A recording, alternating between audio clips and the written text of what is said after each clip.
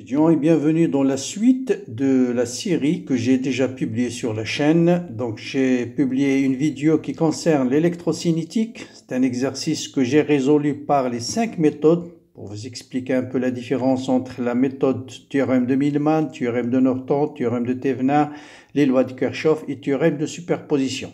Donc le lien de la vidéo vous allez le trouver dans la description de cette vidéo-là. Eh bien, je vais le compléter par une autre méthode qui utilise tout simplement l'équivalence Thevenin-Norton. Donc, on va voir que vous pouvez remplacer dans n'importe quel circuit un générateur de tension par un générateur de courant. Il suffit d'utiliser les relations suivantes. Donc, voilà, quand je remplace un générateur de tension par un générateur de courant, la résistance Rn est égale à la résistance de ce générateur de tension. Et le courant IN, c'est E sur R. Et bien sûr, l'équivalence, elle est réciproque. Je peux remplacer un générateur de courant par un générateur de tension et inversement, un générateur de tension par un générateur de courant.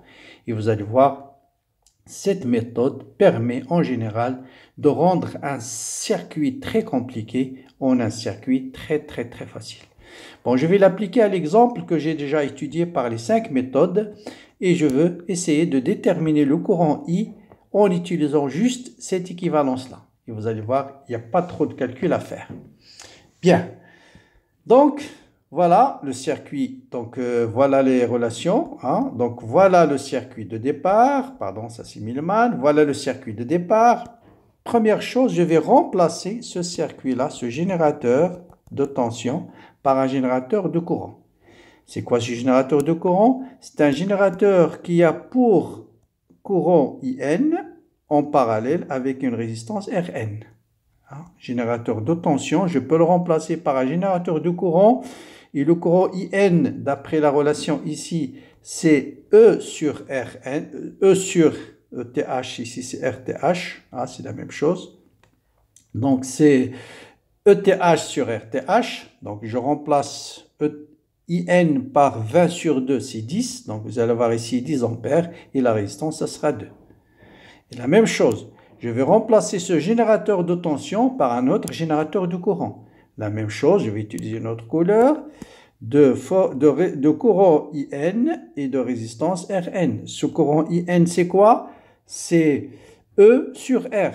Donc là, c'est 70. Le générateur, c'est pas 14, c'est 70. 70 divisé par 5, c'est 14. Donc 14 ampères en parallèle avec une résistance de 5. Voilà. Maintenant, j'ai deux courants en parallèle. Le courant total, c'est la somme. Donc là, je vais faire juste un seul courant qui est 10 plus 14 qui est 24 ampères. Et j'ai cette résistance 2 en parallèle avec 5. Ça va me donner une résistance qui est 2 fois 5, qui est 10 divisé par 5 plus 2, il est 7. D'accord? 2 en parallèle avec 5, ça nous donne une résistance 5 fois 2 sur 5 plus 2. Voilà, maintenant, soit vous utilisez directement les lois de diviseur de courant, et vous pouvez déterminer le courant I facilement. Donc vous pouvez écrire I, c'est le courant principal qui est 24 fois la résistance opposée, 10 sur 7 divisé par la somme des résistances, 10 plus 10 sur 7. Et vous allez trouver exactement 3 ampères. Soit, je peux encore, cette fois-ci, transformer ce générateur de Norton en un générateur de Thevenin. Et qui va avoir force électromotrice E fois R, donc E fois R, donc ETH, c'est Rn fois IN, donc ce sera 24 fois 10 sur 7, 24 fois 10 sur 7, et la résistance, ce sera toujours la même, 10 sur 7.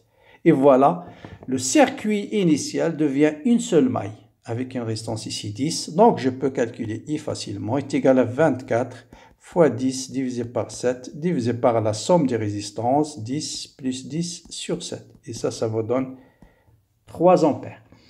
Donc voilà, donc vous pouvez, je l'ai appliqué dans un exemple simple, mais vous pouvez l'appliquer dans des exemples compliqués. Chaque fois que vous avez un générateur de tension, un générateur de courant, pour simplifier le montage, vous pouvez transformer un générateur de courant en un générateur de tension, ce que j'ai fait ici, ou inversement, un générateur de tension en un générateur de courant.